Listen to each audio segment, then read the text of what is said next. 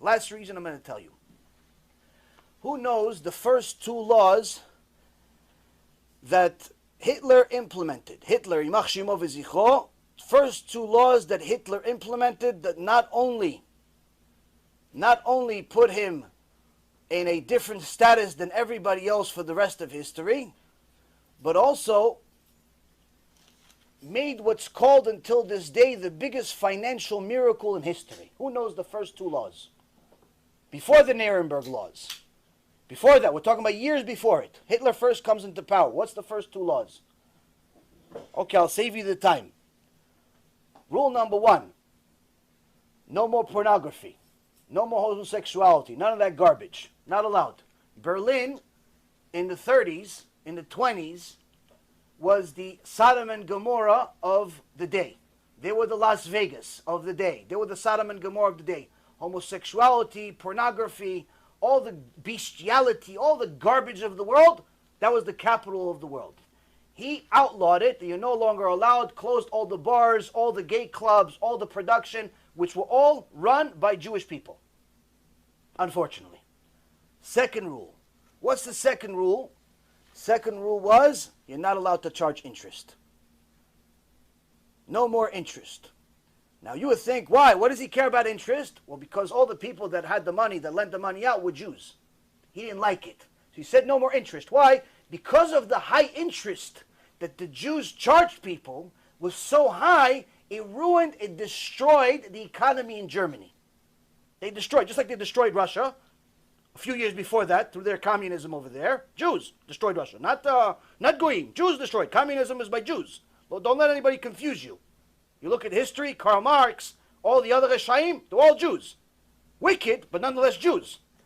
They destroyed Russia, and he wrote in chapter 2 of Mein Kampf, they destroyed Russia, now they're destroying Germany, that's why I have to destroy them. Now, this doesn't make he's right. The point is, that's actually real, true history. Now, he saw that the Jews are controlling the financial system and they're charging such high interest, they destroyed the German economy to the extent that by the time you arrived to go to the store to buy bread, you had to take a whole horse carriage full of money. By the time you arrived at the store, it wasn't enough. Why? Because the inflation rate was so high. The bread became so much more valuable and your money went down. So now he says, what's this, the cause of this? Because nobody could afford to do anything because the interest rates are so high. So he decided no more interest rates. You're not allowed to charge interest rates. And at that time, the Great Depression was happening around the entire world.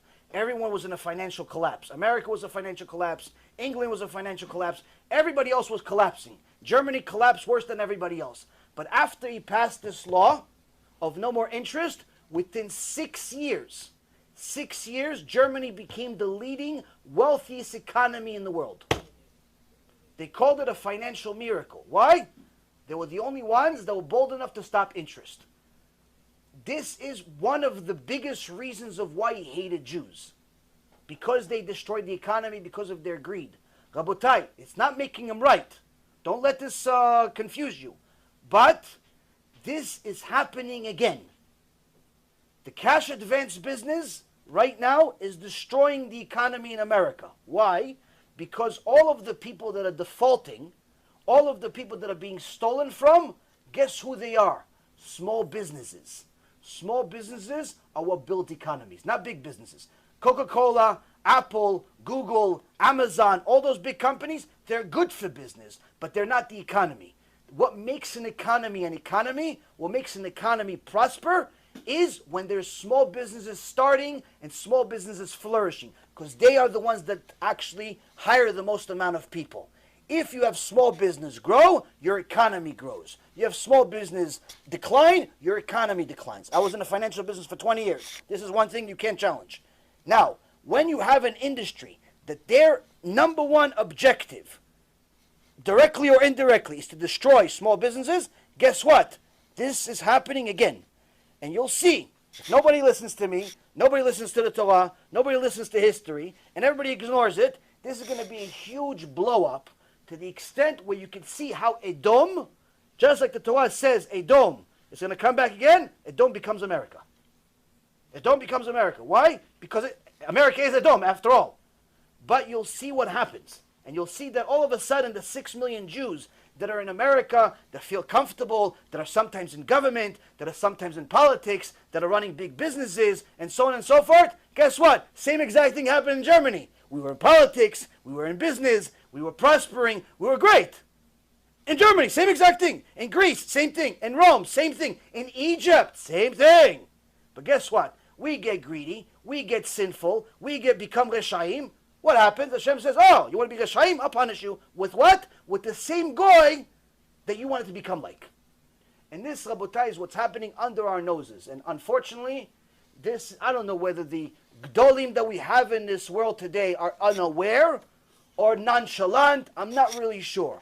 All I can tell you is, I've had in my career 5 times, 5, maybe 6 times, where I had a aha moment. Meaning, I saw something, to me was clear as day. I knew this deal was going to work out. I saw a stock, it was $4. I said, this is worth 32. How long? 2, 3, 4 years. It's going to be 32. Sometimes happen faster, sometimes longer. 5 times in my career, certain things like that happened to me, Baruch Hashem. This, for sure, is an aha moment. Unless the government actually, by Chazdei Hashem, by mercy of Hashem, interferes with that industry and completely ruins it, we will see a Holocaust starting from this business. So let me explain to you. I'm an honest person, so I don't beat around the bush. I'm going to tell you things as they are. I was on Wall Street for 16 years. I had my own firm. I know a little bit more about the financial business than any rabbi in the world. Why? I was on Wall Street. Before I was a rabbi, I was on Wall Street. I had a firm, I had a brokerage firm, I had a hedge fund, I had an insurance company. Baruch Hashem, I was an executive. I was on CNBC, I was on Bloomberg. I was somebody. I wasn't like some guy that worked at Merrill Lynch, made $100,000 a year. You did an $85,000 deal where you lent somebody $85,000. I made $1.6 million for myself in one day. So there's a little bit of experience that came with it to get to that point.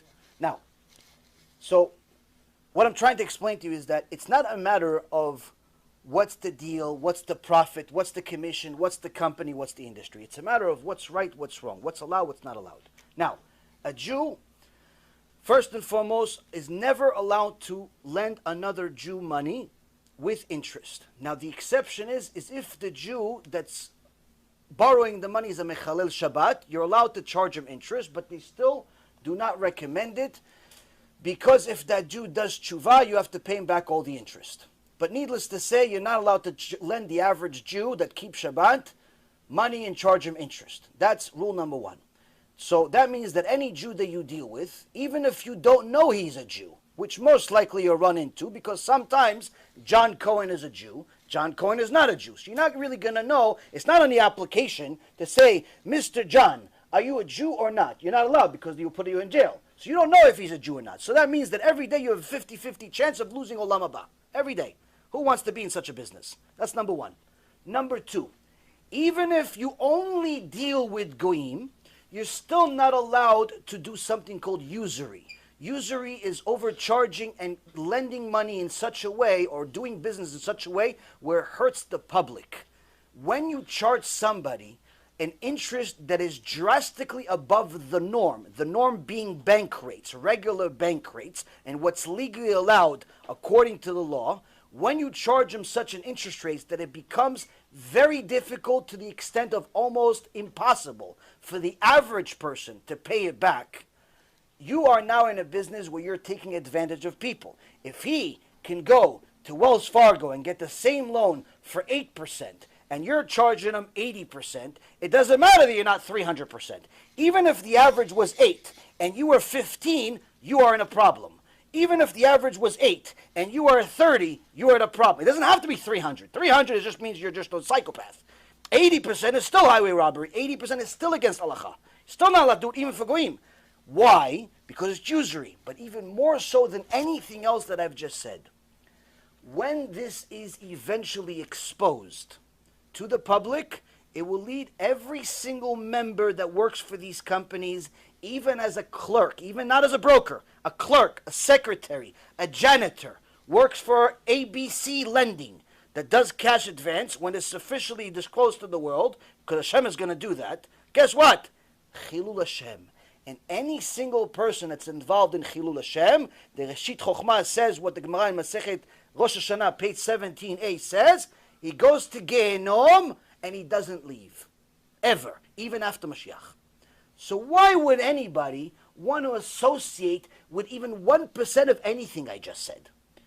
The lending, the taking advantage, the chilul Hashem, the usury, the unethical, even the rabbi that you said that, oh, you really shouldn't do it, but you can. What kind of rabbi is that? It's a puppet. You have to find yourself a real rabbi that's going to tell you, not allowed. No, not recommended. Not allowed. Not allowed. That's what it is. Not allowed. You have to quit tomorrow.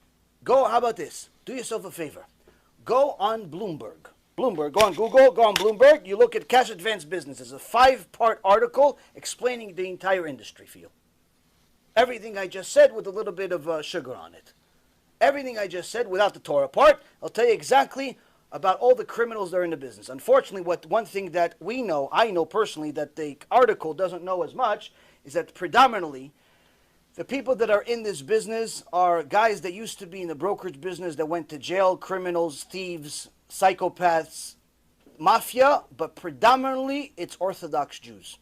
Predominantly it's Orthodox Jews funding it, selling it, and you have even yeshiva kids that have no skills whatsoever going into that business and starting to make $10,000, $20,000 a month without even knowing what to do. Why?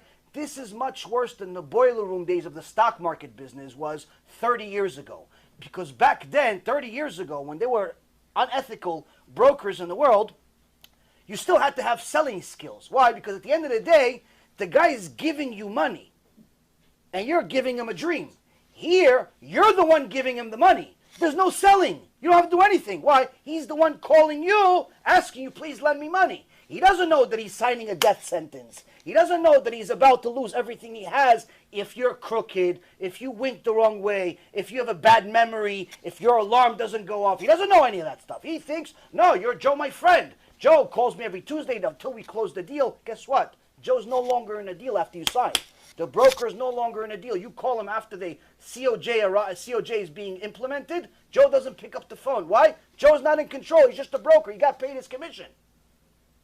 Rabotai, if you are in this business, if you know somebody in this business, and you don't hate them, and you don't hate yourself, you have to send them what I just said, and you have to get them out of that business no matter what you have to do.